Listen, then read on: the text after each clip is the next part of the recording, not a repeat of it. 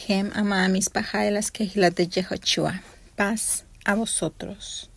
Acá estamos en estas hermosas horas de Shabbat para honrar y glorificar el nombre de nuestro Adonai, escudriñando su palabra en un formato de raíces hebreas, y estamos bajo la cobertura de las asambleas Alfa y Omega Incorporados, institución legal cuya sede principal se encuentra físicamente en Los Ángeles, California, y es administrada por sus fundadores y mentores nuestros, los amados Morín, Aaron y Araceli de Morales, a quienes puedes contactar en cualquier tiempo en el www.elyosoy.com.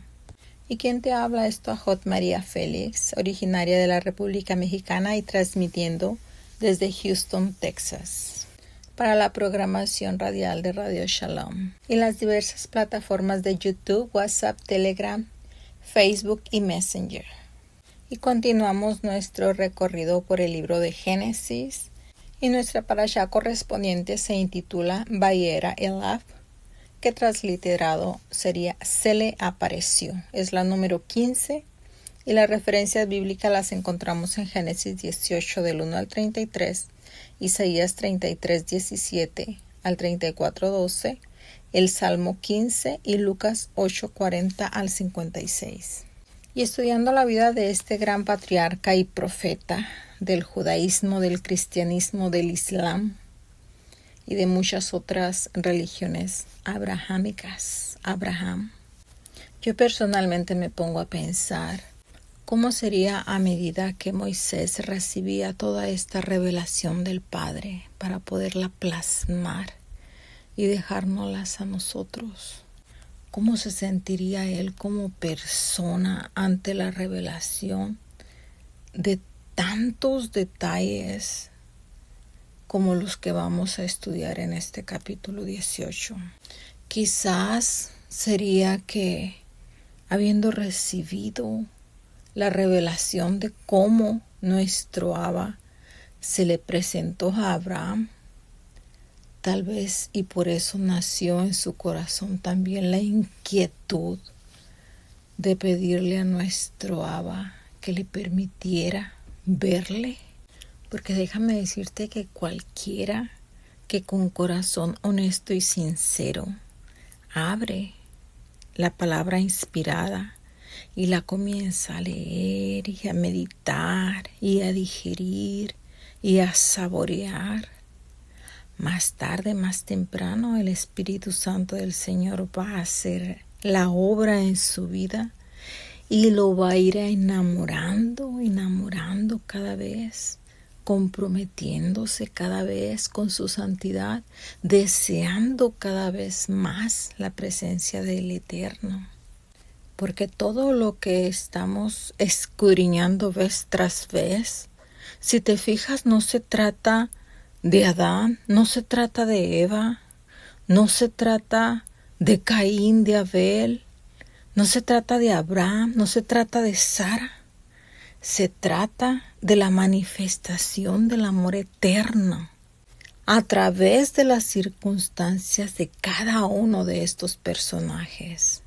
Ese propósito incansable de buscar al ser humano para atarlo con sus cuerdas de amor a sí mismo. Y estos estudios semanales de las parashot que acá presentamos son una herramienta buenísima para aprender, ir creciendo e ir fortaleciendo nuestra fe. Por eso es que te recomiendo que cada vez que se ponga la información de la próxima parashá para la próxima semana, te tomes el tiempo de darle una leidita. Así cuando nos escuchas ya sabes de lo que se está tratando y tu conocimiento se puede ir ampliando más y más y más.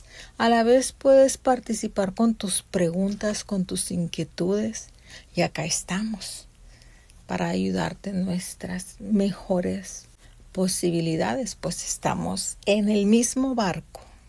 Y Vayera me resulta por demás súper interesante, porque aparte de que se le apareció, también se puede tomar como y me aparecí, fui visto y me mostré. Y la semana pasada vimos cómo el Eterno se le presentó al patriarca como El Shaddai. Y siempre cuando el Eterno se manifiesta en la Torah, van a ser expresiones de él, modos de relacionarse con nosotros los seres humanos. Y va a hablar de la manera en que él se va a manifestar y se va a relacionar con la humanidad a través de sus circunstancias para ser su proveedor, para ser su cuidador, para ser su ayudador, el divino protector que nos bendice, asumiendo el papel activo de un padre. Y personalmente me encanta el Shaddai, el todopoderoso, supremo, infinito, autosuficiente, el supremo creador de nuestro universo que trasciende el tiempo, el espacio y la materia.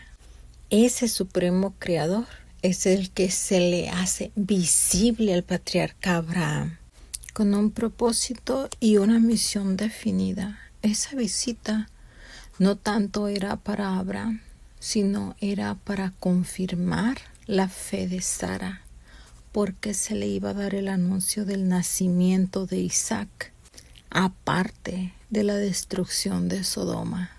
Desde bien temprano en la historia bíblica se nos va relatando cómo el Padre no deja sin advertencia oportuna para sus hijos, tanto para el bien como para el mal.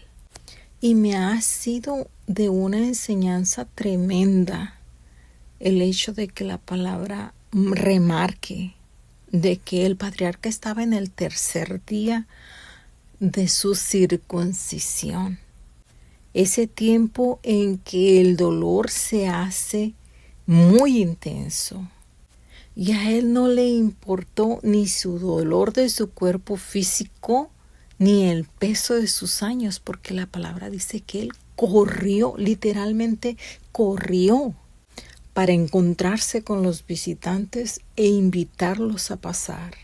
Y qué tremendo corazón dispuesto el del patriarca, que no está escatimando absolutamente nada, pues les ofrece una buena comida y pan sin leudar, como corresponde para Sadik, para seres santos, una figura que prefigura la Pascua futura que se habría de realizar.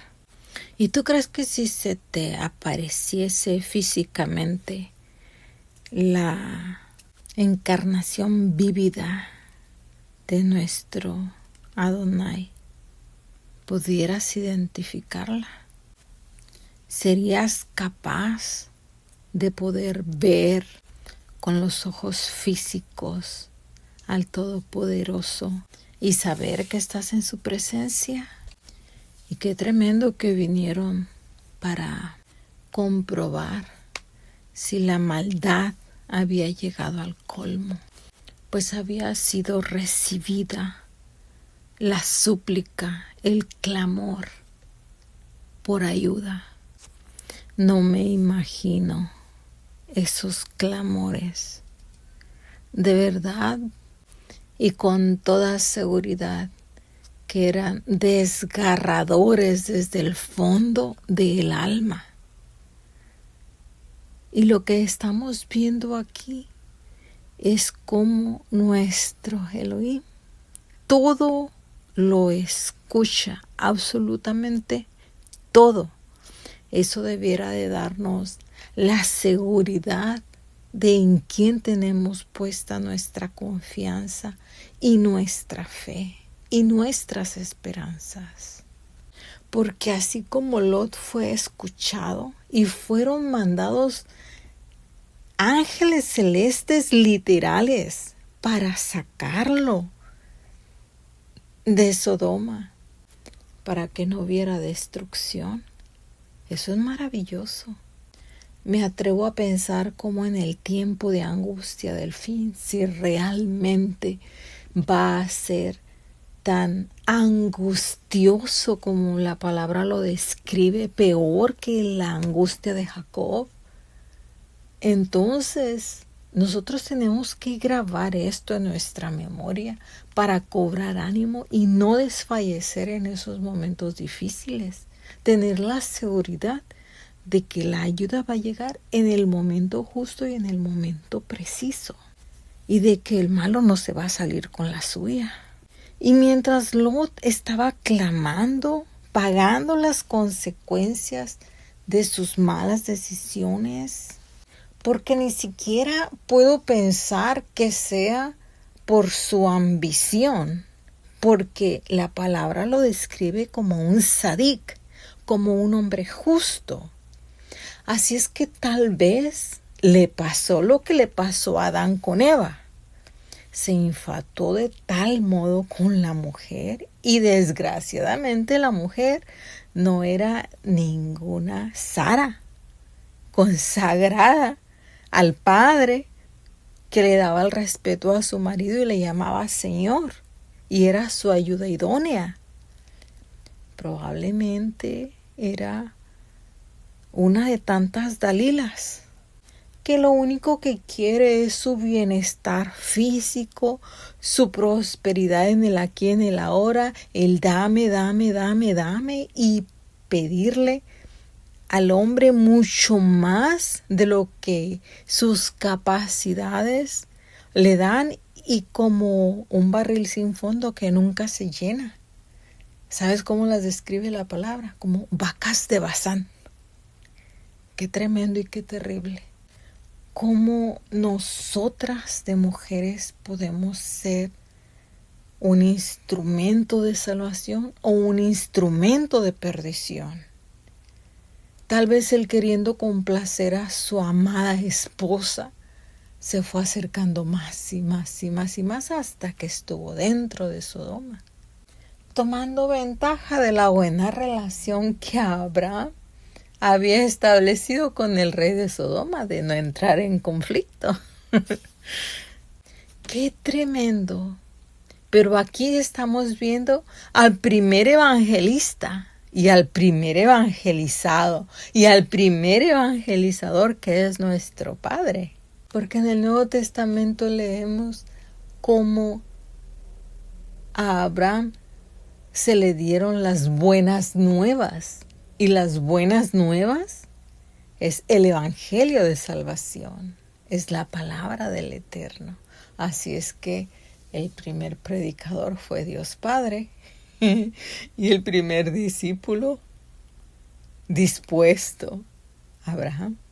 Y qué bello poder llegar a ese punto de confianza, de poder debatir, de poder argumentar, de poder cuestionar, de poder tomarse la chance, porque el patriarca lo hizo por 6 ocasiones. Y lamentablemente en Sodoma no se encontraron 10 justos. No se encontraron ni siquiera 10 personas justas. Solamente 1 y 2 que fueron de pilón, las hijas. Y no puedo decir que las hijas hayan sido justas porque sus acciones posteriores no demuestran que hayan sido siervas consagradas al Padre. Y esto nos dice 2 cosas. Siempre el sadik va a influenciar a alguien con su ejemplo y va a salvar a alguien con su influencia. Porque mal que bien, Lot salvó a sus 2 hijas por su influencia. Que más tarde se hayan descarrilado, ese es otro asunto.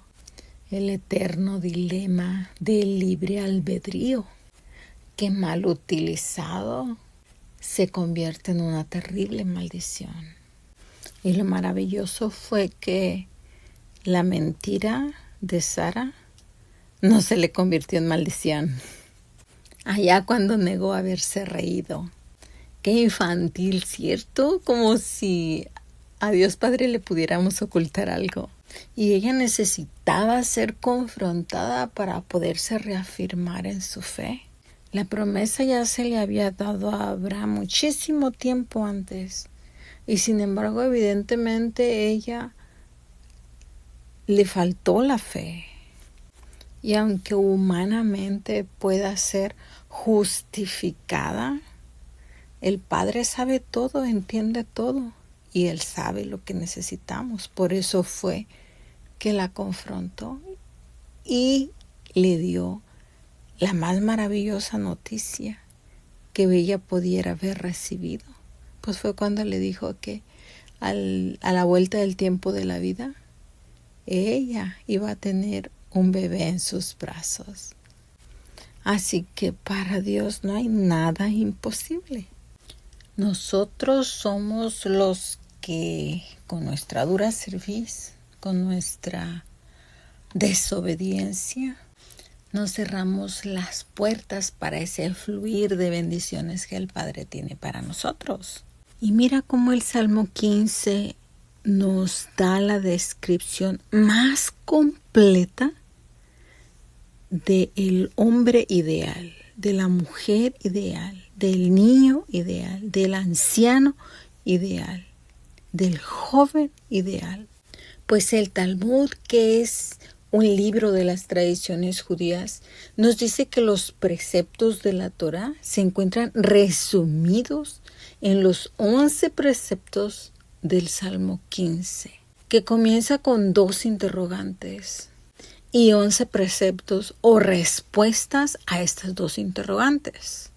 Y en cuanto a la forma que está estructurado, puede decirse que es una epifonema. Es decir, que el primer versículo y la segunda parte del versículo 5 son 2 extremos paralelos en los cuales se encierran todos los detalles concretos de las virtudes del creyente ideal, del hombre que puede hacer un cambio estructural en la sociedad con su ejemplo, con su manera de vivir.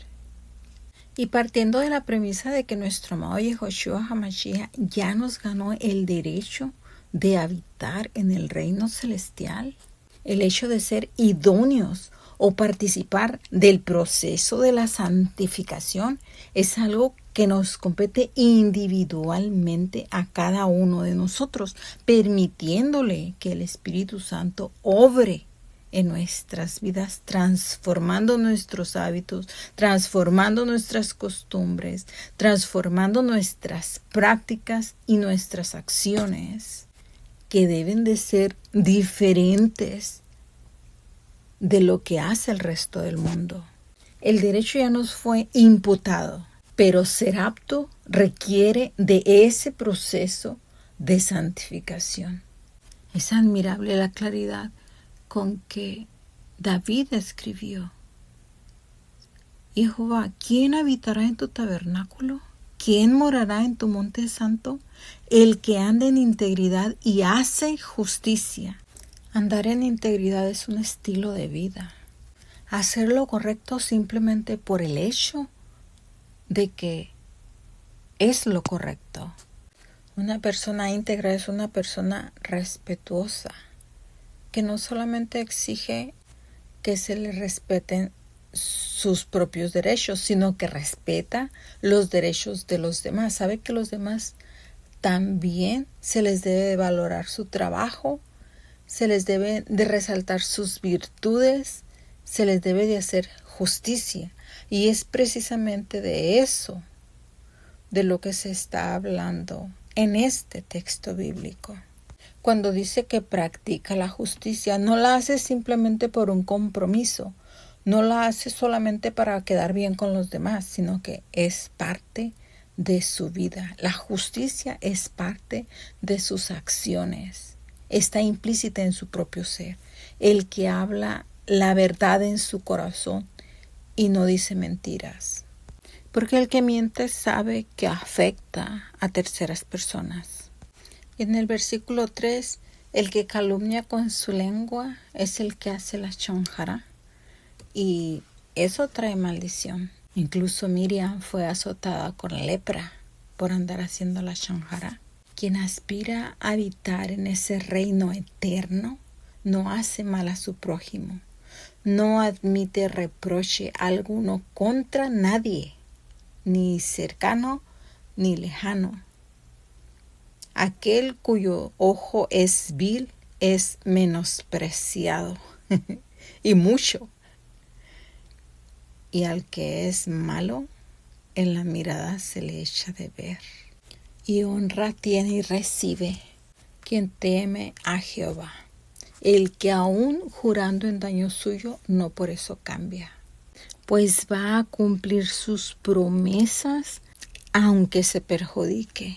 Así salga afectado, la persona va a cumplir sus promesas y por supuesto en integridad, en respeto, en honestidad.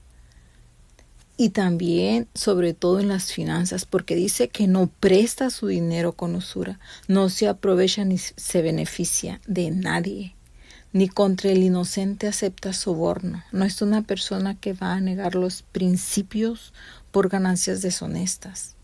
Es una persona que ama a su Creador sobre todas las cosas y a su prójimo como a sí mismo.